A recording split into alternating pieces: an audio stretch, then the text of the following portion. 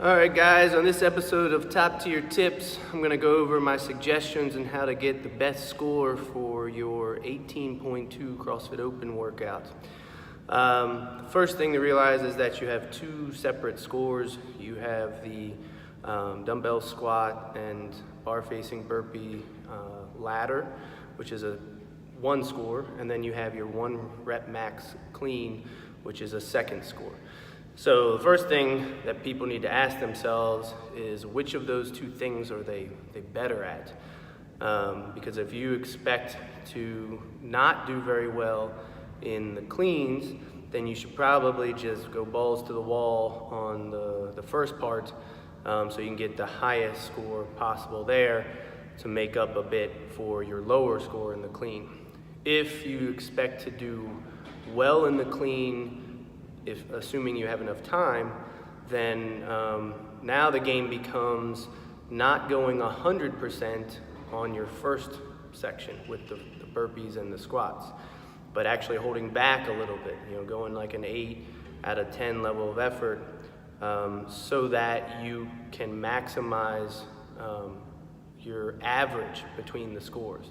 Because the thing about CrossFit scoring is you don't have to be first place in anything. You look at Rich Froning and Matt Fraser and stuff, and they don't, each and every workout, they're not necessarily getting first place in every workout. What they're doing is they're averaging higher than the rest of the people, so their variance is not very high.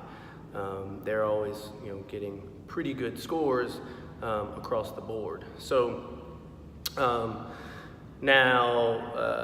so if you're going to do great in the clean, you might need to pull back a little bit on your intensity in order to set yourself up to hit your big numbers in your clean.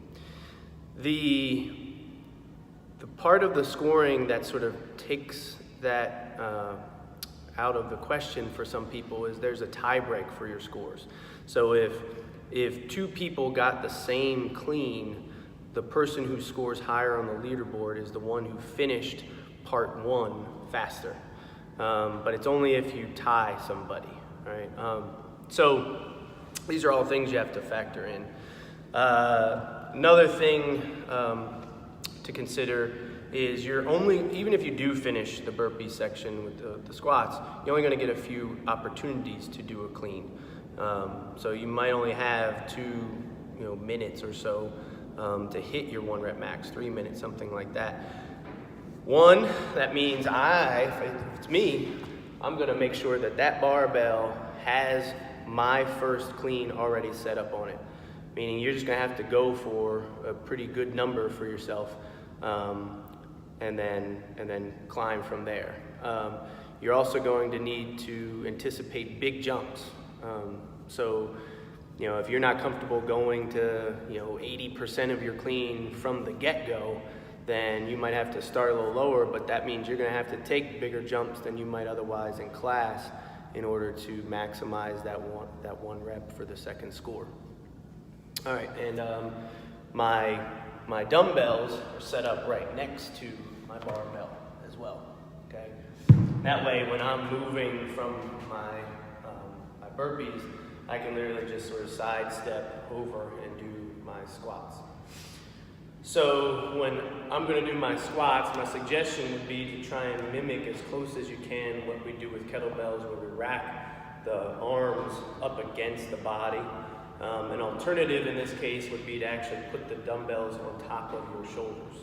So when you grab these dumbbells, you're going to do a big hinge, and then powerfully bring them up, right? And you're either going to set them on the shoulders, keeping your elbows up, but what I prefer is setting them on my shoulders and keeping my elbows down. And that makes it feel less heavy because now I've connected the objects to my body better, right? So I sit in my squats, with my elbows up against my ribs, instead of having my elbows up here, which is a lot more shoulder intensive, right? So trying to hug your body with the arms while the dumbbell's on top of you would be a very useful tool. And then on your burpees, what I would do is spin as you go over the bar. So you have to do them facing the bar. You cannot do lateral burpees. But what you can do is once you come up, right, you bring your feet back and forth in the RX standard. When you jump, you're going to spin, and now you're ready to go facing the other way. Right? So down, up, spin. You are allowed to step once your feet are planted. So if you had to step, then jump and spin, that's perfectly okay, and that's legal. You do need to have collars on the bar. That is in the rules. It's also a safety thing in the gym. And you cannot drop the dumbbells, and that's just our gym rule, because then you can damage our equipment in the flooring. All right, so do not throw your dumbbells when you're done with them. So any kind of clean works, right? As long as you get that bar from the ground, you can do anything you want. So from the ground, muscle clean would be fine as long as your hips are straight in line with your body. Power clean would be fine as long as you stand up. And then the clean, obviously, fine as well. Everything starts from the ground and has to end with your body in a straight line. Right? So, good luck on your score. Many people are going to end up redoing this on Monday because it's very hard to judge what your pacing should be on the first part with the burpees and the squats. So most people are going to figure out that they probably can redo it and get a little bit better of a score on that first part because they'll have experience having already gone through it once. Consider going through a little test run with pacing before you even do it your first time, just to get an idea of maybe how fast you'll get through it, and roughly then how much time you might have left in order to attempt your cleans.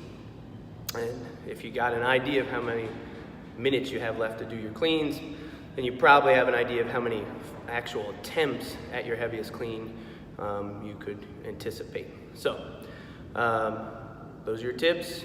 Hit me up with any questions directly or text or email. All right? Till next time.